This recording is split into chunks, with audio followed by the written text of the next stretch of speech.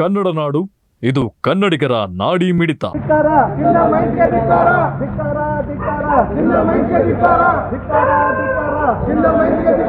ರೈತ ಮುಖಂಡರು ಎಲ್ಲರೂ ಕಲಿತು ನಾವು ಏರಿಂಗ್ ತಡೆ ಹಿಡಿಬೇಕಂತೇಳಿ ಡಿ ಸಿ ಮನವಿ ಮಾಡಿದ್ದೀವಿ.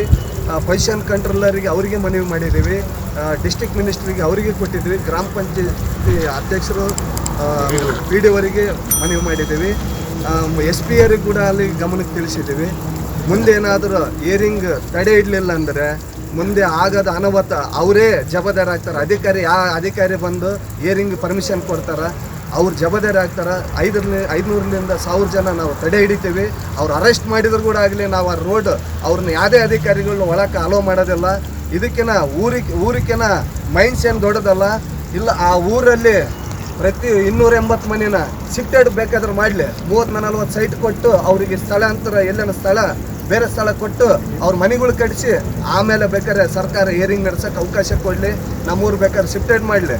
ಪ್ರತಿಯೊಬ್ಬರಿಗೆ ಮನೆಗಳು ಅವರೇ ಸ್ವಂತ ಮನೆಗಳು ಕಟ್ಟಿಸಿ ಆಮೇಲೆ ಸರ್ಕಾರ ಬೇಕಾದ್ರೆ ಡಿ ಸಿ ಆರ್ ಸ್ಪಾಟಿಗೆ ಬರಲಿ, ಡಿಸ್ಟ್ರಿಕ್ಟ್ ಮಿನಿಸ್ಟ್ರು ಬರಲಿ, ಸ್ಥಳೀಯ ಶಾಸಕರು ಬರಲಿ, ಅವರೆಲ್ಲ ಬಂದು ವಿಸಿಟ್ ಮಾಡಿ ನೋಡಿದ ಮೇಲೆ ಬೇಕಾದ್ರೆ ನಮ್ಮ ಗ್ರಾಮನ ಶಿಫ್ಟ್ ಮಾಡೋದಿದ್ರೆ ಮಾಡಲಿ, ಸಂತೋಷ. ನಾವು ಕೂಡ ಶಿಫ್ಟೆಡ್ ಆಗ್ತೀವಿ. ಯಾಕಂದರೆ ಇದು ಅನಾಹುತ ತಡೆಯೋಕ್ಕೆ ಕೂಡ ಆಗಲಿ, ನಮಗೆ ಕೂಡ ಆಗ್ತಾ ಇಲ್ಲ. ಇಲ್ಲಿ ಶಿಫ್ಟೆಡ್ ಮಾಡಿದ ಮೇಲೆ ಬೇಕಾದ್ರೆ ಮೈನಿಂಗ್ ನಡೆಸಲಿ, ನಮ್ದೇನು ಅಭ್ಯಂತರ ಇಲ್ಲ. ನೋಡ್ರಿ, ನಮ್ಮದಿರೋ ಮನೆವಿ ಭಾಳ ಕಷ್ಟಗಳಾಗ್ತಾವೆ ಇಲ್ಲ ಮುಂದಿನ ಜನಕ್ಕೆ.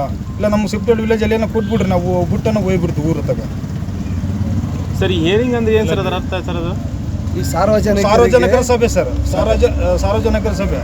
ಸಾರ್ವಜನಿಕರು ಅವರು ಎಲ್ಲ ಸರ್ಕಾರನೇ ನೇಮಿಸಿ ಅಭಿಪ್ರಾಯ ತಿಳ್ಕೊಂತಾರೆ ಸರ್. ನಾವೇನು 1000 ಜನ ನಾವು ಅಪೋಸ್ ಮಾಡಿದ್ರು ಕೂಡ ಅವರು 1 ಲಕ್ಷ ಜನ ಪರ ಮಾಡ್ಕೊಂಡು ಅರ್ಜಿಗಳು ತೊಗೊಂಡ್ಬಿಡ್ತಾರೆ ಸರ್. ಪ್ರತಿಯೊಂದು ಯಾವುದೇ ಏರಿಂಗ್ ನಡೆದ್ರು ಕೂಡ ನಾವು 1000 ಜನ ವಿರೋಧ ಇದ್ದರು ಅರ್ಜಿ ಕೊಟ್ಟರು ಡೈರೆಕ್ಟಾಗಿ 1 ಲಕ್ಷ ಪರ ಇರೋ ಅರ್ಜಿಗಳು ತೊಗೊತಾರೆ. ಅವರು ಹೆಂಗಾದರೂ ಅವ್ರು ಪಾಸ್ ಮಾಡ್ಕೊಂತಾರೆ.